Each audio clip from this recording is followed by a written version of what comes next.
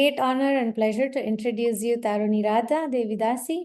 She is the disciple of His Holiness Ramapad Swami Maharaj, and she lives in New Jersey. She has two amazing children, and her youngest son and pleasure was born on Garpurnima.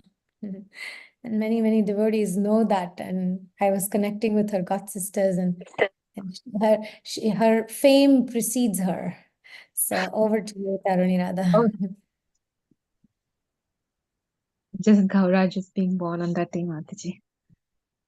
So thank you so much for giving your association this evening and then helping me in my purification process by speaking about Tattva Vibrama. That's the topic. So I request your kind attention as I do not have presentation, a PPT. So you've got to hear and lend your very attentive ears. So I'll try to go a little slow. And if you have any question, you can always raise your hands. Okay. And then we'll stop and then get that concept cleared before I proceed. So basically, I want to first start off with in Madhurya Kadamini, where Tattva Viprama really comes into place. So in the Anartha Nivriti series, right, we have Sadhu Sangam, Bhajana Kriya. After Bhajana Kriya, then we have Anartha Nivriti, then comes Nishta. So the process just continues up to then comes Ruchi, Asakti, Bhava, Prema. So the process just goes on. But at the stage of Anartha Nivriti, right, the word Anartha means things which are unwanted. Okay, that which is unwanted is called Anartha. So where do these Anarthas actually come and plague our heart? So that's the question that we can ask. And then very kindly in Madhurya Kadamini, Vishwanath Chakravarti Thakur has explained that anarthas can arise because of 5 different causes. Well, the first cause is because of the sins that we have committed in our past, right? Our past lives or even this life. So because of the sins that we have done, we will have something called, there is a term called tucha Ichcha, means we're having desire for things which are very, very low quality, or things which are really of no value for us in this life, in the whole eternity perspective. And you see it, right? These kind of interest or thirst for things which are unwanted, which arises like, I want money, I want position, I want fame, I want people. These are all examples of things which come under tucha Ichcha. Okay, so once we have this kind of desire, hankering in the heart, it becomes very difficult to continue to, focus our mind on the holy names or on the process of bhakti. So this is all because of sins. And because of sin, what happens is, again, when we get those items, there will be a lot of happiness, and then there'll be a lot of pride associated with that. And when we don't get it right, we'll be very envious. So pride and envy also come because of these past sins. Again, when there is pride and envy, there is always a possibility of having a very duplicitous mind also. So that kind of a nature also arises. Again, all of this is because of sins that we have committed in our past lives, okay, or this life. And then the second cause of these kind of anarthas are pious activities. Pious activities means things which are really good, like, we're following scriptures according to the scriptures. In accordance with that, we are performing certain activities. Then why is it that, anarthas can arise because of that? When we are following those activities in those scriptures, but we are having desires, and the scripture says you perform this particular yagna and then you'll get a child, a son, or you'll get this particular wealth. So these are the kind of promises which are given in the scriptures for following those patterns, right? So by performing those pious deeds, what happens is intense desire for bhukti, mukti, siddhi, and kami. Mukti means I want material enjoyments. Mukti is like I want liberation. Siddhis, I want mystic powers. And then ultimately, I want to just be liberated and then become one with Krishna. So these are kind of, again, desires which are coming because of the pious things that we are doing. Because of that also, anarthas are getting born in the heart, right? Then we move on to the other, the third point, or the third factor. from which we get anarthas is when we perform aparadhas. Again, when we do not understand what is what, this is the cause of aparadha. There are different various sections. We have nama aparadha, which we have, there are 10 offenses against the holy name, which first starts with blaspheming the devotees, then considering the names of Lord Shiva or all the other demigods equal to or independent of Lord Vishnu, disobeying the orders of the spiritual master. Likewise, we have 10 of them. We have Nama Aparad, then we have Vaishnava Aparad, in which we are blaspheming a devotee, we want to kill a devotee, or we are having envious, malicious intent, we're very angry upon the devotee, we're not very happy to see and greet the devotee. When we are not happy to greet a devotee, or when we are, I request everyone to just kindly mute so that I can concentrate, because I don't have a presentation. I'm just trying to recall and then present. And then the other two things is you're not happy or you're not greeting the devotee with a joyous mood. All this comes under Vaishnava Prad. Then after Nama Prad, then Vaishnava Prad, then you also have Seva Prad. This is of a lesser intensity when especially those who are like Brahmanically initiated devotees who are there in the, who are, doing deity worship. When you're doing that seva, if there's certain, there's certain things, procedures which needs to be followed while doing deity worship. If that is not followed, again, seva aparadh comes. But seva aparadh can be countered by chanting of the holy names. But the other offenses like Vaishnava aparadh and Nama aparadh, it's much more difficult to counteract them.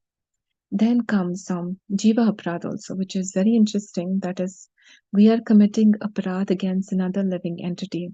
That means violence committed against another living soul. Sometimes there is a tendency to think this particular person is not a devotee. It's all right, let's just, it's okay if I can just, blaspheme them, criticize them, or do whatever. But then if that particular soul, right, becomes a Vaishnava in the future lives, whatever, whatever things that we have done for that particular soul, right, that will be held against us. This can be seen in the case of Dhruva Maharaj, how Mother Suruchi, right, she was held accountable for the way she behaved with Dhruva even before he became a pure devotee, before he went to the forest. So this is something which we need to be very aware of. So Jiva Prad is also there. So basically, just imagine if we do not have this kind of knowledge, or the topic for today being Tattva Vibrama. Tattva means the truth, essential truths. If this cannot, the essential truths or the right knowledge, if this is not understood, imagine how much of mistakes we can do, how we can actually fall down, or how we can stumble even on the path of devotional service that we are doing along with devotees, just because we do not have proper knowledge. So knowledge is power. Knowledge gives us the discriminatory power to use this intelligent faculty to decide how we need to behave with another person, how we need to act and respond. So it really fortifies us and makes us really strong. So that is the reason why we need to equip ourselves with knowledge. But this knowledge should not just be for knowledge's sake. This knowledge, once we gain, we need to act upon it. That's the real use of knowledge. And ultimately, in the Gita also, Krishna says, in all the Vedas, I am supposed to be known, that's the end result. So all this knowledge should ultimately lead to bhakti, which is to Krishna, right? Bhakti is for Krishna. Bhakti is not for anybody else other than Krishna. So ultimately, all of this is going to take us to this path of bhakti, which is going to be rendered to Krishna. All right. So then we come to this another point where we can again have aparadhas, what do you say, anarthas arise in the heart is because of performing bhakti itself. So even when we are performing bhakti, right, there is this tendency to get, that we are wanting puja and labha and pratishta. Puja means worship, adoration. Labha is like some kind of profit, and pratishta is like position, responsibility, things like that. So this is also something which is very much condemned by our acharyas. This is not going to give us a purity in bhakti. It's whatever we are performing, we need to understand that this bhakti is also being performed in the three modes, like how Kapila Dev, instructs Devahuti his mother, when she asked, can bhakti is very pure, can bhakti be also performed in the modes? And he says, yes, mother, bhakti can also be performed under the three modes. And then, we need to understand when we are performing bhakti for puja, labha, pratishta, that means our bhakti is not pure. Once we, understand and become aware of it, we need to give up that tendency to aspire for such lower fruits. And then after this comes Tattva Vibrama, the topic for today, wherein we do not understand what is what. Based on this, we can have a lot of anarthas which can come in our heart. In fact, the cause of all of this actually originates from Tattva Vibrama. By not understanding, the spiritual nature of the holy name, of the deity, of the Vaishnavas, the great position of the Vaishnavas, just by not understanding that, not understanding what is the real position of Krishna, this, leads us to make many mistakes. A lot of policies happen because of this. So I was just thinking and contemplating how important it is to understand the tattva. So some of the things that I'm going to be, discussing go from this point onwards in this lecture. It might be something which you already know. It's not something which is something like a brand new information or something. Yet I would like to say about I would like to just tell a small story which just illustrates what we can actually see and perceive. We do not take it so much to heart, but then when something is like sudden and that time we have a greater tendency to accept it. There's a story. It's actually a scientific experiment that they conducted. They had two vessels containing water, and then in one of the container, the vessel, they put a frog, and then the water was like, slowly they turned on the stove. So the water was gradually getting hot and hot. And, at one point, it was like warm, and then, the frog was just sitting, and then it became a little more warm, and then the frog was just getting acclimatized to the warmth of the water, and it just continued to remain there. And then at one point, the water was like so hot, and the frog was just continuously getting acclimatized to the situation in the water, in the vessel. It just died. And in the other experiment, parallelly, they had again a vessel full of water. And in this, they made the water really hot, and then they put a frog inside it. As soon as the frog jumped in this hot water, right, vessel of water, it just immediately jumped up. It was alive. I mean, its life was saved simply because it jumped. It did not. It immediately realized it's hot water. But in the first case, the frog, it was just getting acclimatized, and then the situation deteriorated, wherein it lost its life. Likewise, our human form of life is so important. And we're just getting acclimatized, and then to all these material, things which are just thrown to us. Some of the conceptions from our youth, I mean, from our childhood, we're just carrying on, and then things, even though we see old age which is happening right to ourselves also, we're not becoming really aware of it. We see death, but then we feel like death is not going to happen to me. It's fine, it's just the other person, this person died, and that's the way it is. This person is getting, this person's become old, I'm not going to get old. These kind of so many misconceptions we're just holding. We see things happen in reality, but then we don't take it into heart. It's, just like that first frog case, when then we're just getting acclimatized. So what? So what? And then what's going to happen? This human form of life, very rarely achieved, which, it can get lost. I mean, we can lose it. We can lose this golden opportunity to come out of it.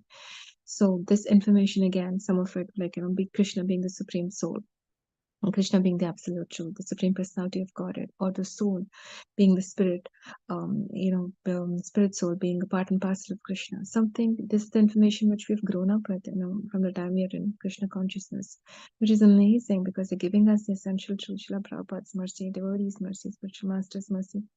We've been we've been what do you say, exposed to this information. It's been given freely to us, but how much do we really have we imbibed it, and do we live on these particular terms in our day-to-day life? We need to ask this question, and that's when we can understand where we are in our spiritual life. We need to do that deep introspection and then take the next steps that is really required. Otherwise, it's just like that. It's another day, another month, another year. It just goes by, Unless we question and we bring in some kind of intensity in our own, spiritual life, it's not going to happen.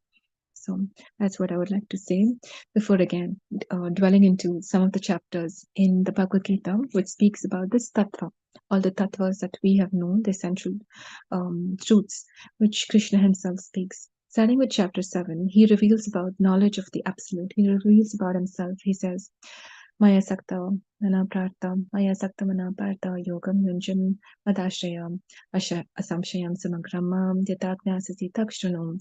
So Krishna says, hear from me, my dear Arjuna. I will reveal certain this knowledge to you because this knowledge, once you understand about myself, if you meditate on this and follow and perform devotional service to me, you'll surely come to me. But then the word, very important phrase, the Sanskrit words in this particular verse is takshunu, hear from me. Who else can reveal about him, himself other than the person? And then when it comes to someone like Krishna, the greatness of Krishna cannot even be known by any mortal being, right? So here Krishna, out of his causeless mercy on Arjuna, who's his very dear, intimate friend, he reveals the truth. He tells all that is all the things which is material, and as well as the the spiritual. All these energies, they come from me. He says this knowledge is so great. I'm going to be telling you both. Um, 1 second. I'm going to be telling you both the Vijnana and Dhyana and Vijnanam. Dhyana is like just knowledge about this, as I said, the spiritual as well as the material energies. Vijnana is like the sweetness and the beautiful attributes that Krishna alone has. So this is again going to endure us more close to him, right? So the sweetness and this beautiful aspects, attributes about Krishna, he and the heart of Krishna is revealed in the 9th chapter. Whereas when it comes to the material and the spiritual energies that he speaks about this in chapter 7 and 8. So then he speaks about Bhumya Ponalo Vayur Kamana Buddhir Evacha Ahankara Itihame Vina Prakati Ashtata. All this, like the earth, the water, air, fire, ether, mind, intelligence, full ego, all of this, these are all my separated material energy. And then you, the Jiva, you are the Para Prakriti. They are the Apara one, Prakriti, the previous ones. And now you are spiritual. But then you are marginal, you can just be covered by these spiritual energies, Arjuna. And then he also says, I am not under the modes, but you are under the mode. So if you surrender unto me, then you have the greatest chance of overcoming and coming out of these modes, Arjuna. This is Krishna's words. But then, there are 4 categories. Krishna says these people surrender to me, and then there are the 4 categories who don't: Artha, Artharthi, Jnani, and Jignasu. So Artha is a person. Artha person is a person. He's in very distressful condition, so he wants to take shelter of Krishna.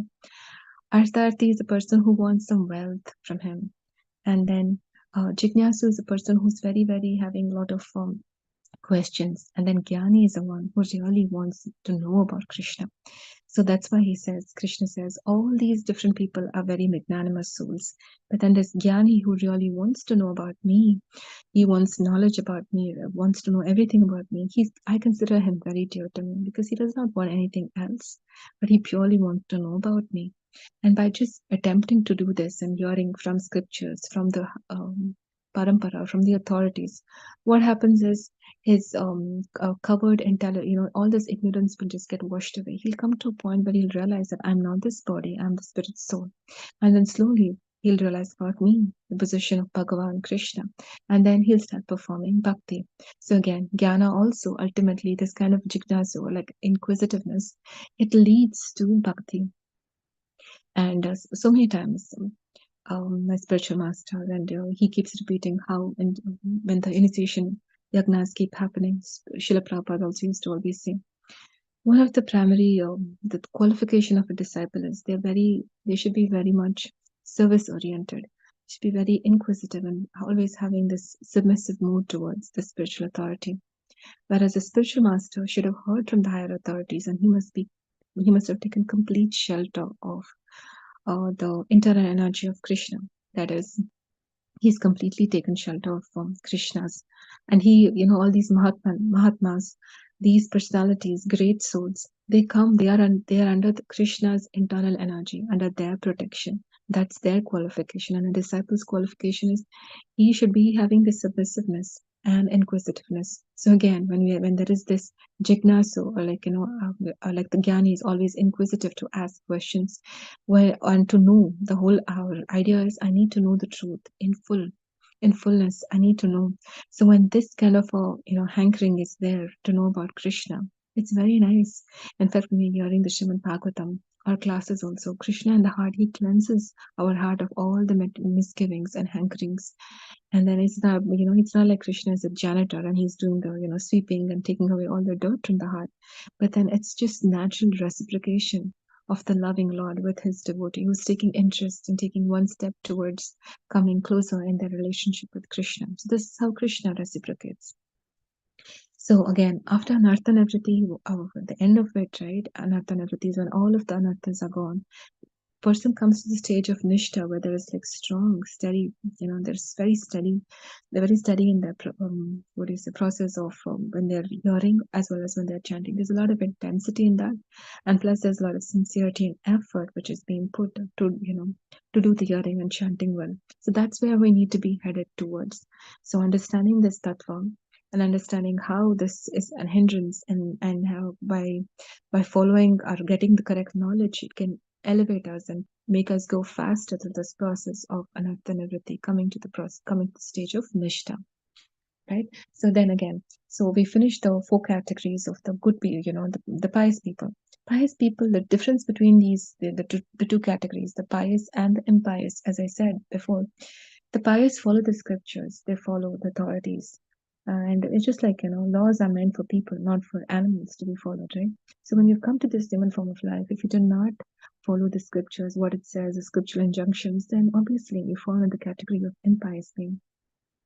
Impious people are, Krishna says, the 4 types again. One is the Muda. Muda type are they are the foolish people. They're just running behind the dangling carrots. They just want some wealth, and then their whole life is just going towards gaining that. Those are the Mudas. Then there is Naradamaha, that the person who's very the lowest. They're the lowest amongst all the human beings. Why? Because they've got this human form of life. They start doing bhakti. At one point, they give it up. So what a waste of human form of life. So they are considered the lowest. Okay, Muda and the Naradama. Then we have the other one, Maya Parityagyana. That means Maya has stolen off their knowledge. Maya is very strong, and these are the mental speculators. All right, they are mental speculators. They just keep on speculating. They'll never come to the truth. They'll never want to surrender to the Guru. They do not want to follow scriptures or sadhus. They are just like that. So that's it. So whatever, even if they're very smart and well educated with their PhDs, their knowledge is completely stolen by Maya. So they are this particular category. They never surrender to Krishna. And the last category are the envious people, or the Asuran Bhavan. Asuran Bhavan people are like, they're very envious. Okay, they just don't like Krishna. They're so, in and of themselves. They're very great. Demoniac characteristics are also explained very nicely in the chapter 17, Divine and Demoniac. 16. So beautifully. They are very much, they have a lot of pride, they're arrogant, they're very harsh, they're very angry, and, they are just conceited people. So that's the kind of people, the Asuran Bhavan people. So 4 types, they, surrender. The other 4 do not. And then this is how it happens. But then Arjuna also says, what if, there are certain people who also have some faith in the, faith, but then they're not surrendering to Krishna. These are people who are going to the demigods.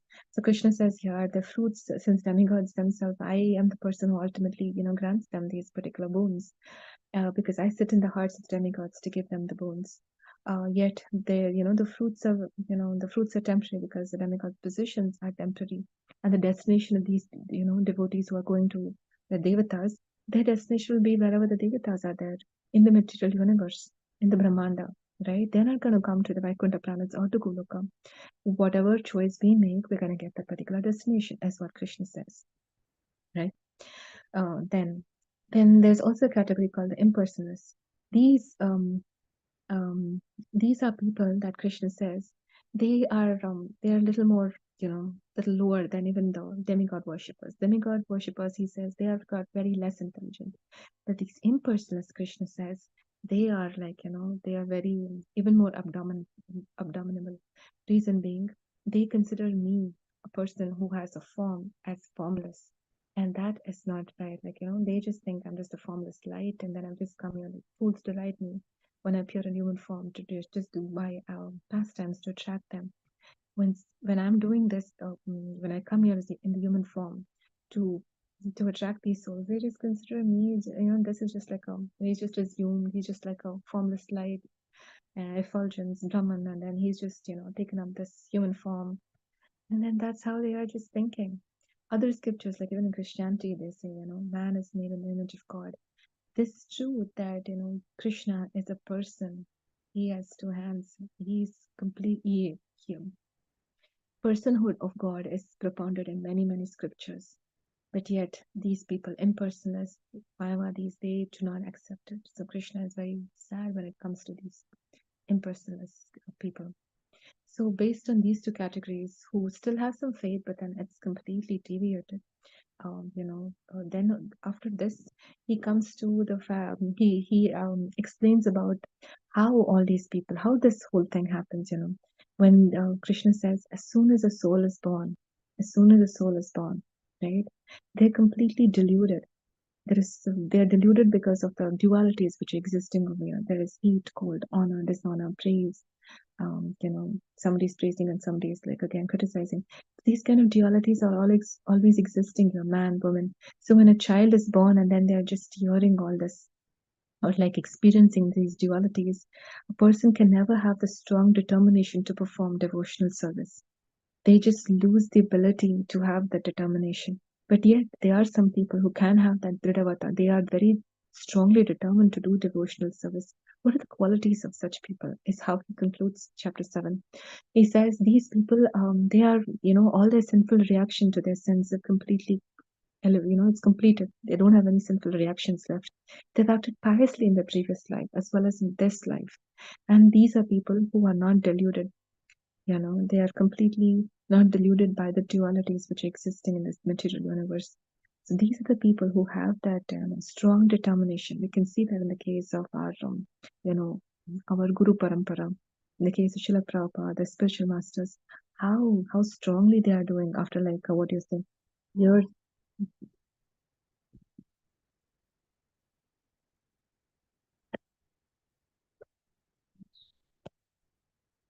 There was just an alarm, I'm sorry.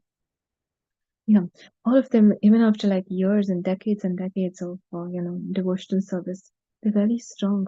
They're not deluded by anything else. We can see that they are having so much of faith. They're able to go strong. Why? Because they're completely under the shelter of Krishna, Mahatmanas, right? And also, Krishna is reciprocating with their desire, and he's making uh, the process of taking shelter much more easier because they've come to that stage. So it's always like Krishna tries to reciprocate with the desire of the spirit soul.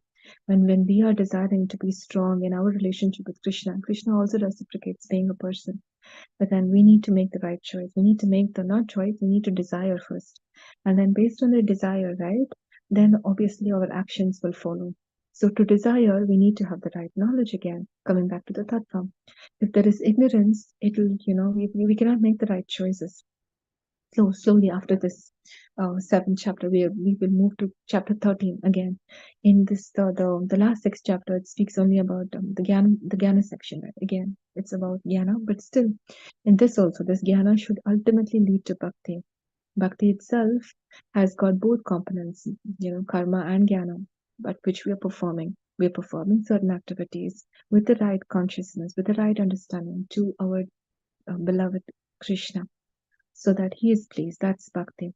So in this Jnana section, 13th chapter, again he speaks about what is Kshetra, what is Kshetrajna. Kshetra is like the body, right? The place where activities are happening is Kshetra.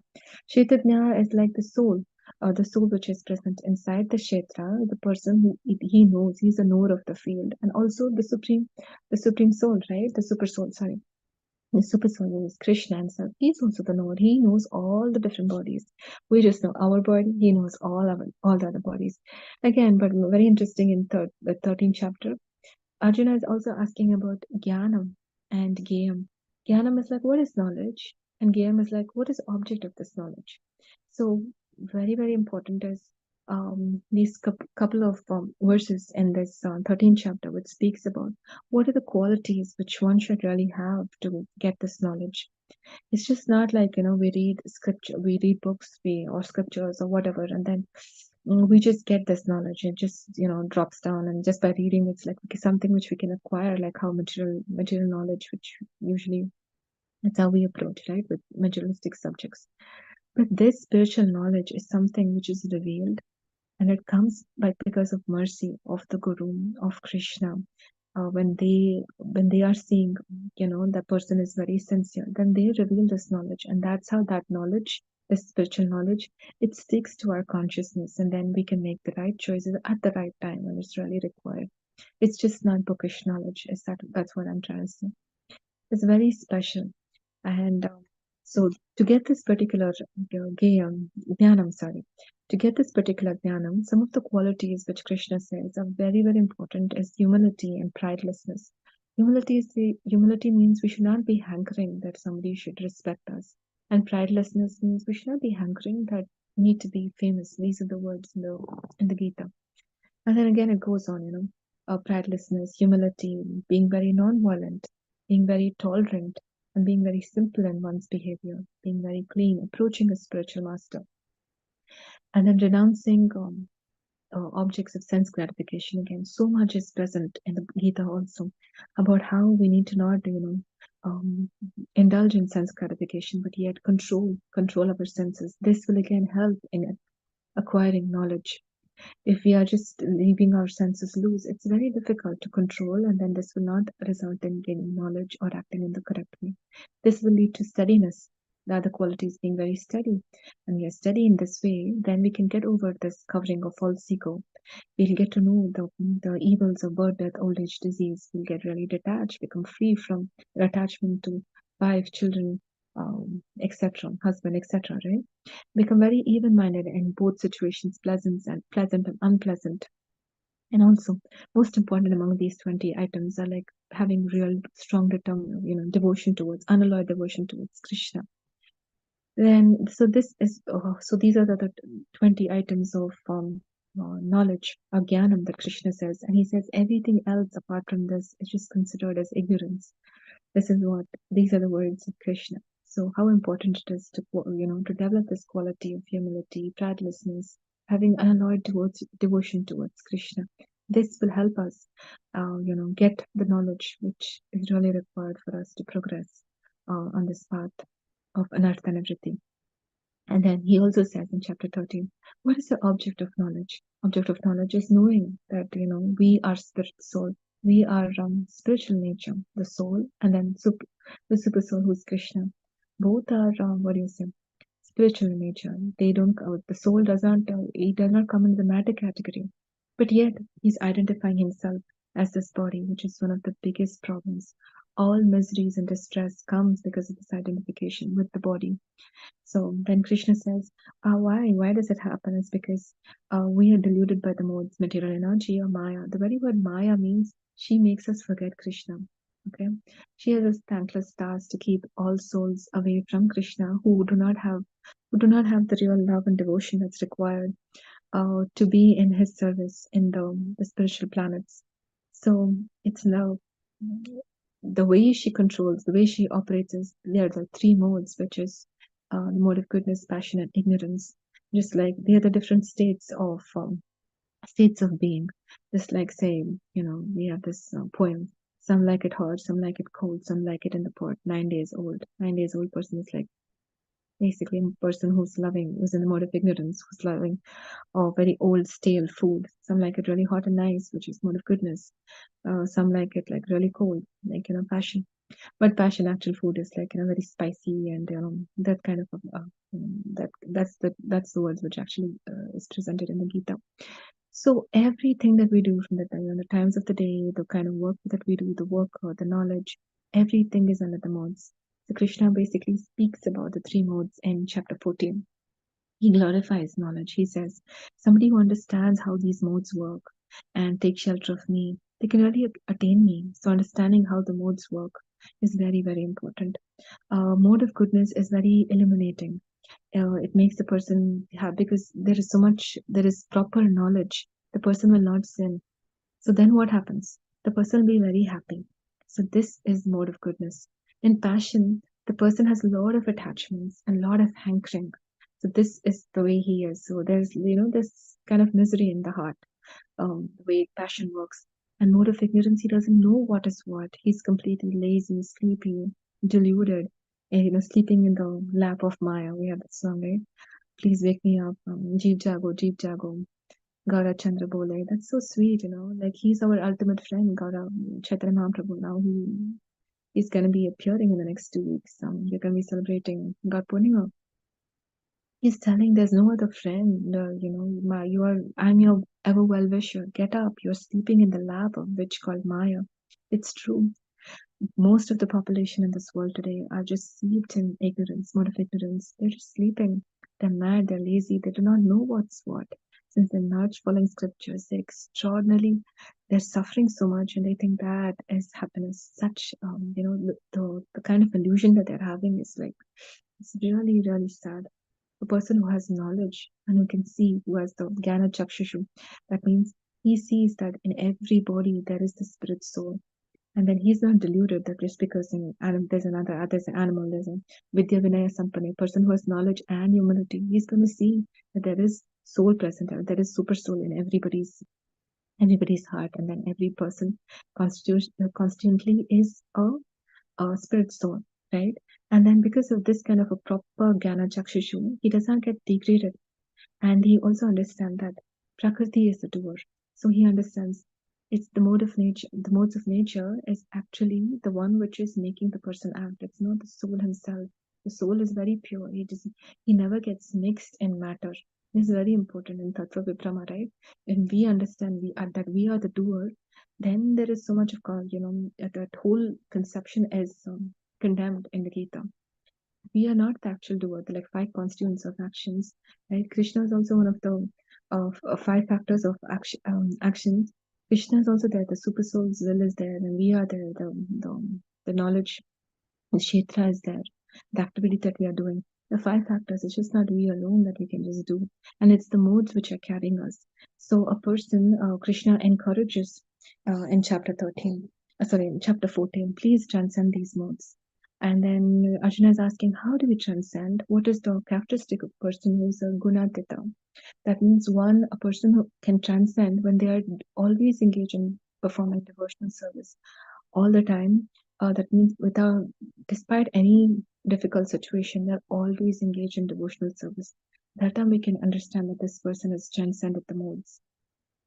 This is a characteristic. That's what Krishna says. And then what are the characteristics of this kind of a person? He's very, he understands that he's a soul. He's very secure in that position. And then he's very equal in praise or criticism, honor, dishonor. He sees with the equal vision a lump of earth and then gold and everything. Like he is completely, and then he's not very much attached to illumination. That means not very much attached towards knowledge. That means mode of goodness, or he's not hankering or behind attachment, which is mode of passion. And neither is he in the mode of ignorance and then feeling very sad or illusioned. So he's not attached, or he's not feeling happy for them when it's existing, or he's not hankering for them when they're gone. So he's very, very equipoised. He's understanding all of this is what the modes are just acting. So this is the way a person who's transcended the modes will behave. Again, in chapter 18, Krishna speaks, there are like three constituents which actually motivate a person to do any work that they do. So again, understanding what are the motivators, which will the way the three modes are acting on the way these three constituents of motivators of work will help us understand what kind of worker we should be, and then what kind of knowledge we should have. The three modes and knowledge in the three modes is knowledge in the mode of goodness. This we understand that we are the soul, and then but in passion we are thinking that different people, different souls are present. Like animal has got a different soul, and then the person has got different soul, and a person in ignorance Their knowledge is just like, it's just all about work. Work is all that they know. They don't even understand or they're not even aware that there is something called soul. So this is the kind of knowledge a person in ignorance will be having. And then work itself. Somebody who's working in the mode of goodness, right? He will just be very regulated. He will just do his duties. He will not be very attached. When it comes to a person in the mode of passion, he labors very hard. He wants results. He's very much under the influence of false ego. And then work again in the mode of ignorance is very destructive. And then he doesn't care about the consequences. He does a lot of harm to himself. This is the kind of work person will be doing in a mode of ignorance. Then again, worker himself, the person who's doing this work with this knowledge, right? So the kind of worker in the mode of goodness, he's very detached, he's very determined, he's very enthusiastic, not under any false ego, because this is the kind of a worker or a person in the mode of goodness will behave. Worker in the mode of passion, he's very much behind the fruits, he's very greedy, and then because of which he's very envious, he desires to enjoy. So these are the kind of characteristic of person in the mode of passion. And the last one is worker in the mode of ignorance. He does not understand, he doesn't follow scriptures, right? So because of that, he's very morose, procrastinating, he's very lazy. So again, Krishna speaks in chapter 18 about how these modes are influencing the knowledge, the worker, and then the kind of work he does. So we can see how uh, when we fortify ourselves with the right knowledge or the understanding of the tattvas will help us to overcome the shortcomings just by having the Jnana Chakshusha, seeing through the eyes and vision of the scriptures, through the words of the Guru Parampara. By just doing that, we will get more clarity, we'll get the correct discretion to make the right choices as we progress and traverse this path of spiritual life. So this is very important. So this topic is very, very important. So that was the reason why I chose it. So with this, I'd like to end. So again, we just spoke about Madhurya Kadamini, a little bit of how the anarthas are coming, the 5 types, which is pious and pious. Anarthas coming because of bhakti, tattva viprama, and also aparad itself. So like these are the 5 points.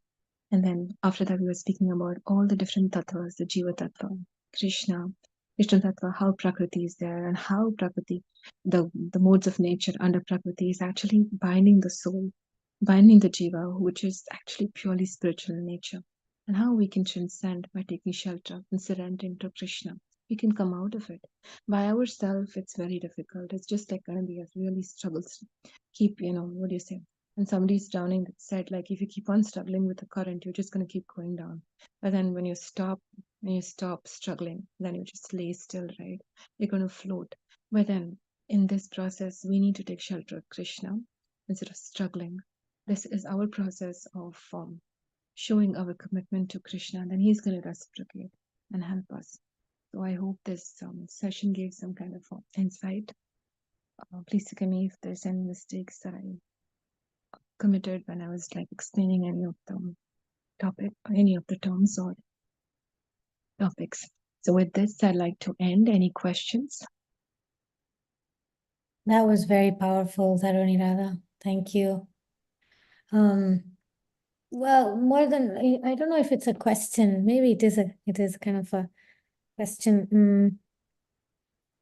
How much does knowledge of our true intentions help us, and how much can it depress us, especially considering that the sense of guilt and shame that can overtake when we realize, when we look into the mirror of our mind, this kind of like when after your class, I'm trying to there's like 2 parts of me. One side feels, the sincere side feels encouraged, wanting to go in that path of authenticity and depth and honesty and become more serious about Sattva and everything. And then there's another part, the Prahlad Maharaj's demoniac friends part, who says things like, yeah, we'll do that later. Okay.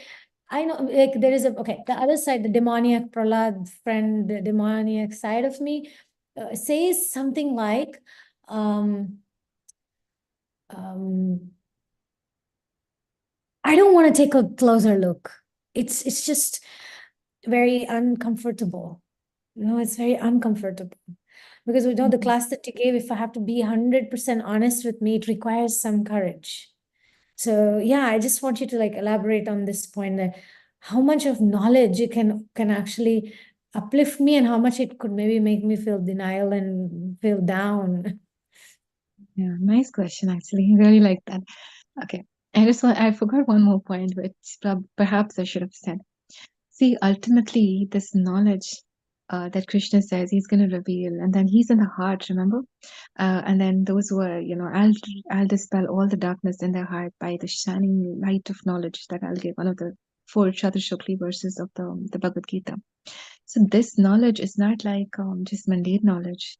This is about he's going to reveal things about his own sweetness and the attributes about Krishna. He's going to give this kind of information, which will enhance and make us come closer in our relationship with him. This is what that knowledge is going to be, all right? When we Mhm. think about that kind of knowledge, it'll make us very enthused.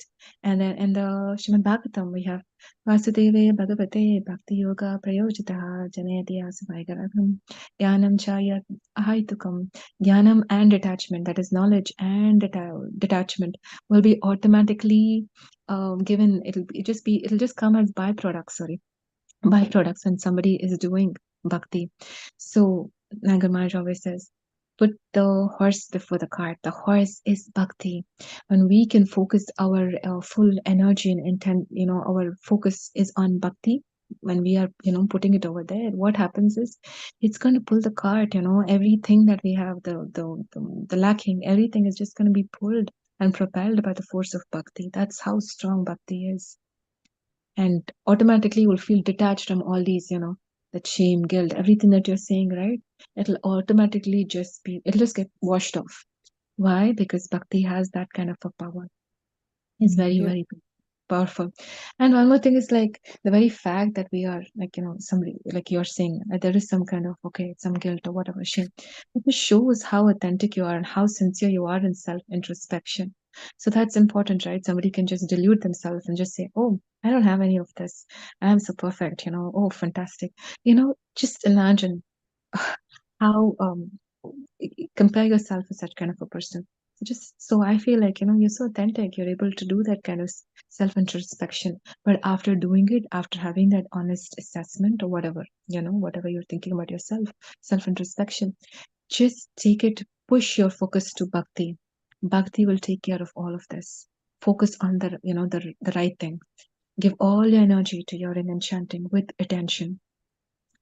The symptoms of one who's come to the stage of nishta is they are able to give that kind of a attention and absorption in their hearing and chanting. So that is what we need to be doing. When we can give our attention to hearing and chanting, then all of these anarthas are just going to go away. Of course, we need to be aware, and each time we are aware because of this knowledge, we make the course correction by calling out to Krishna. We cannot do it by ourselves, but we need to call out to Krishna, you know, surrender to him and pray to him that I can't do it by myself. So like that, he will help. He will help us. And again, so the very fact we're approaching Krishna is bhakti, right? So like that. So that way, we will be again taking shelter. All these emotions that we're having. It's so amazing. It's so nice. We just have to direct it towards Krishna. These emotions should be made as spiritual emotions instead of emotions which will depress us and make us down. We should not go towards that kind of path. Wow, what Yeah. an answer. Perfect, perfect, perfect. Love the answer. Anybody, I couldn't wait to ask the question. I didn't even ask if others had anything. So you can imagine how much it was touching and intriguing. Yeah. I like the way you answered that. It actually I should or we should see it as a positive thing when there is a pinch of, oh, I could do better. Oh my God. Actually, it's a positive thing. There's no need to feel bad about it. You just Yeah. have to Krishna in the center and put, as you said, I like that, putting the horse before the cart. I love that. So powerful. Imagine that. In fact, he just recently spoke about this also. This, as soon as you said that, I remember that. So sweet it was, you know. He said you can just go like, ouch, it hurts, but then just stay there because purity is what Krishna wants, you know. So that's okay, you Don't know. stay We are there. feeling I mean, good. he said, don't stay No, he said, go ouch. It there. Oh, hurts you, right? Just say ouch. It's okay. But then it's okay when you say ouch, but didn't make sure that you're still coming to the path of purity. Got it? yeah, Because yeah. purity is what Krishna wants. I mean, if we were all pure, we would not be here, right? So that's okay. Yeah, yeah, your Guru Maharaj, exactly. That's what he said the day before yesterday. He was giving a talk and he said one student asked the question because he was speaking about like mistakes. You know, you may act in rajas and tamas and then you'll regret. So the student said, "What if in the past I have acted in rajas and tamas?" And then Maharaj just said, "Yeah, learn from it, but don't remain in that moroseful situation. Move on, like live and learn, move." Yeah. Same thing with what you said. Yeah. See, moroseness comes under the characteristic of a worker in the mode of ignorance, correct? So we can't be in the ignorance. We have to raise ourselves to sattva gun, to mode of goodness. From mode of goodness only we need to transcend. It's like a launching pad for bhakti. So unless we come to mode of goodness, we can't go approach to bhakti, you know. So that's how it is. And in fact, the modes themselves are always constantly under flux. They're always fighting for supremacy. But then the more we are steady, like the Gunatita, right? He's transcending the modes. Why? Because he's surrendering to Krishna. He's always doing devotional service in all circumstances. So despite being in different situations also, he's always, at least remember, right? We can use our mind to remember Krishna. Like that, at least we can be performing devotional service even when we are like feeling that morose or whatever, you know, we can still again approach. The mind is so powerful. Mind is the key to, you know, going towards Krishna or going, you know, again falling down, identifying with this body. We can make our mind our friend. It's so beautiful, the mind. Yeah, so true. Yeah, Thank we you. usually think that mind is so bad and then we feel, oh my mind, oh my mind. But this mind is so nice actually. If you really, you know how to use, it's the key for us to go to Krishna. Yeah, true. Thank you so much. Any other question, devotees?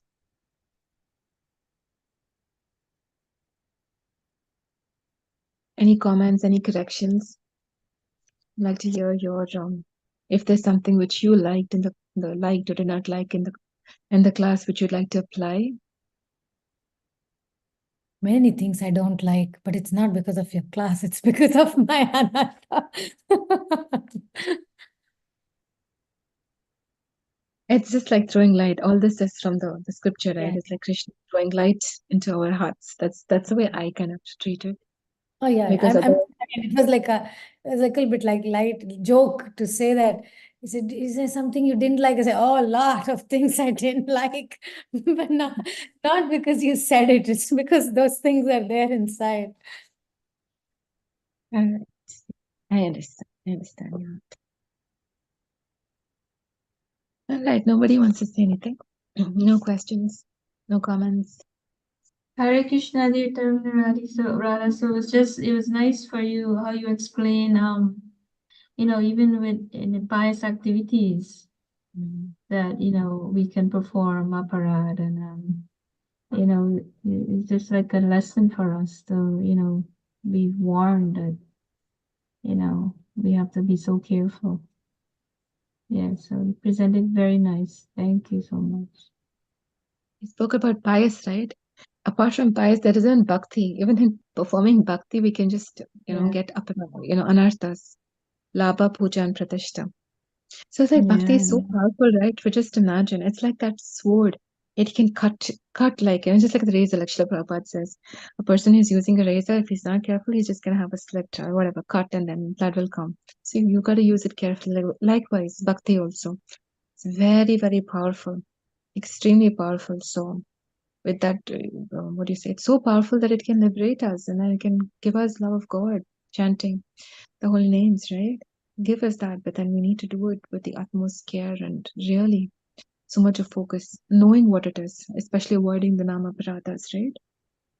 And one of the Yeah. last One is like having attachment. I mean, even after knowing the glories of the holy name, still maintaining material attachments. So all of this, the tattva vibrama, once we understand, right?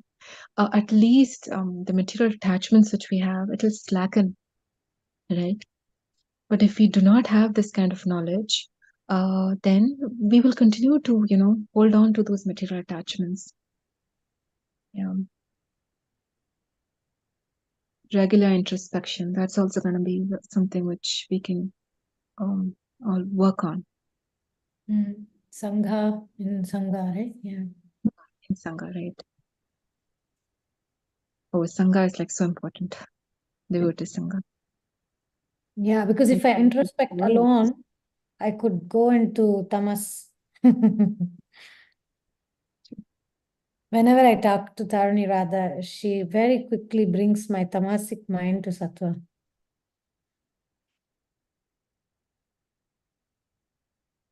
That's your heart, Srirad. No, really, because I could sometimes tend to condemn my mind or something, but you immediately say, "No, Shirade, it's actually it could be in this way," and then you kind of like so gently make me feel comfortable with the positive side, so that I can give more power to the positive. Now it's like very tricky. You're very good at that, like bringing the best out of the situation. Thank you. Taking it in the right way. Yeah, you do Well, it. I think we can end now. We don't have any other questions, comments, right?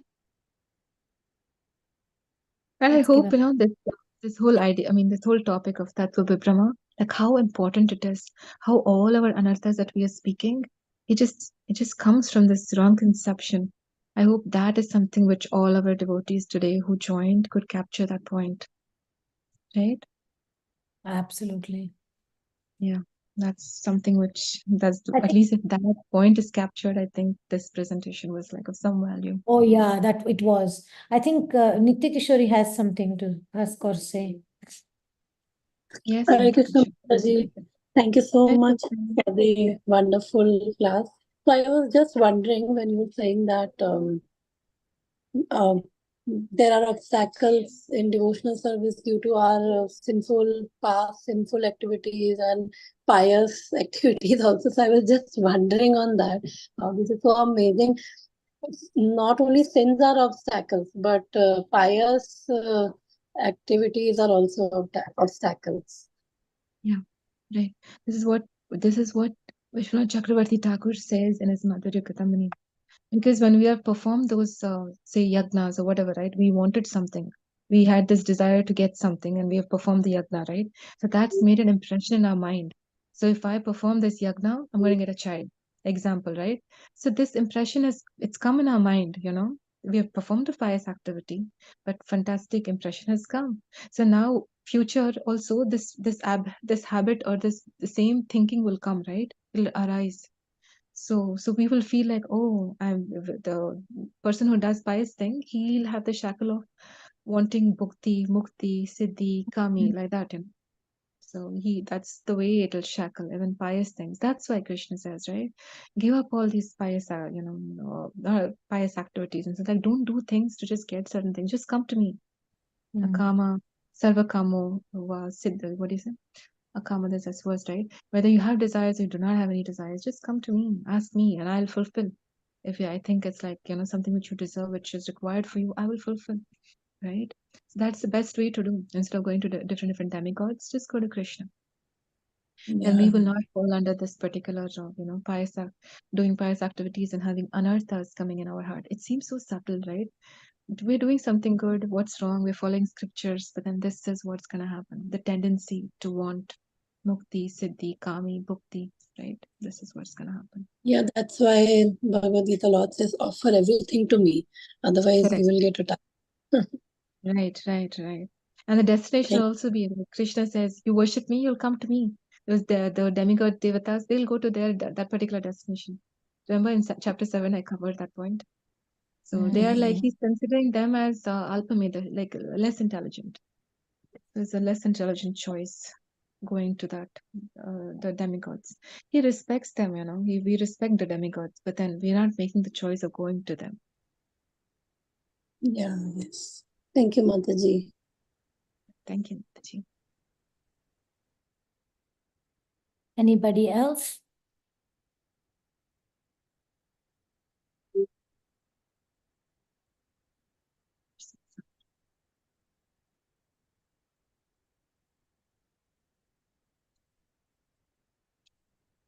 We do have some comments in the chat box. Sarva Shakti Mataji says, very beautiful and thorough presentation as always. Thank you very much. Hare Krishna. And Megha Mataji says, thank you, Mataji, for a great session. See you all next meeting. Very well. Thank you so much, Taruni Radha. We look forward to hear from you soon. Hare Krishna. Thank you, so Mataji. much. Very nice class. Thank you so Yeah. much for giving your kind association, helping me get purified. So it's very nice just preparing, getting all these different chapters together. So it is very nice to meet. Thank you. Hare Krishna.